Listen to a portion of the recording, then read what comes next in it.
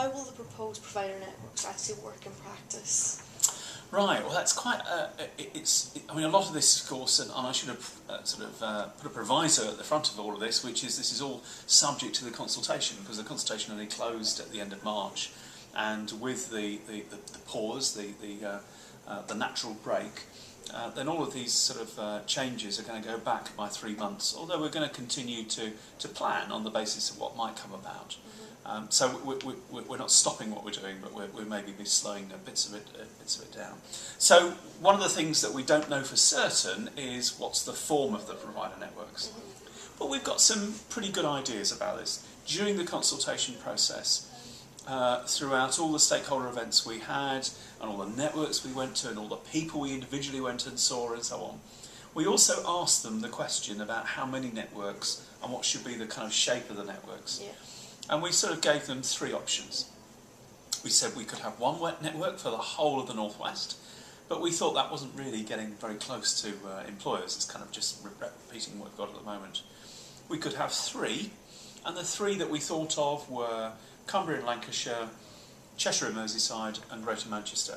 And we thought of those 3 because there is a natural coming together of networks. If you look at HR director networks, medical director networks, some of the chief exec networks, they do meet on those particular footprints. And there's also something about those footprints being akin to the way in which a lot of the patient flows work, which again is how a lot of the providers would work as well when they work together. So we think that those 3 patches are probably a good fit.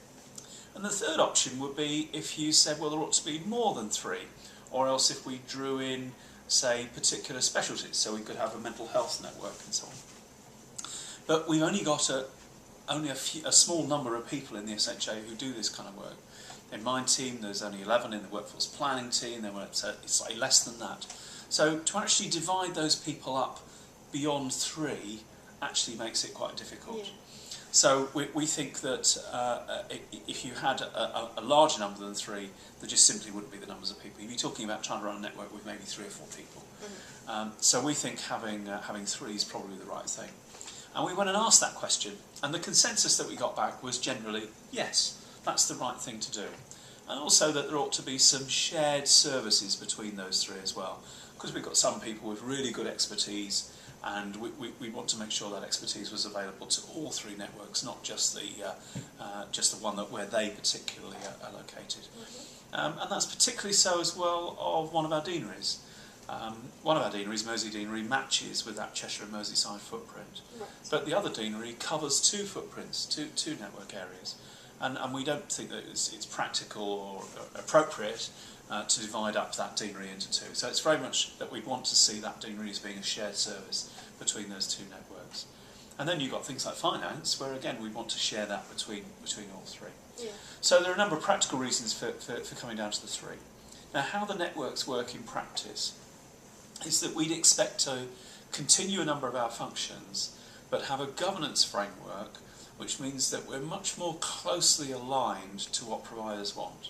And that doesn't mean simply that we consult a lot more, it means that the decision making at the end of where we have placements, of the numbers of trainees that we're going to have and the numbers of training commissions we're going to have for all of our different professions, that those decisions would be taken collectively by all our providers, because they're the ones, in a sense, as I said, for whom we're trying to get that future workforce. Now there's some problems with that, because there is potential conflicts of interest. You know, if we're actually going to take trainees away from one trust and give them more to another, or if there is a particular thing which one trust is particularly interested in, it's how do you get that collective view that isn't biased.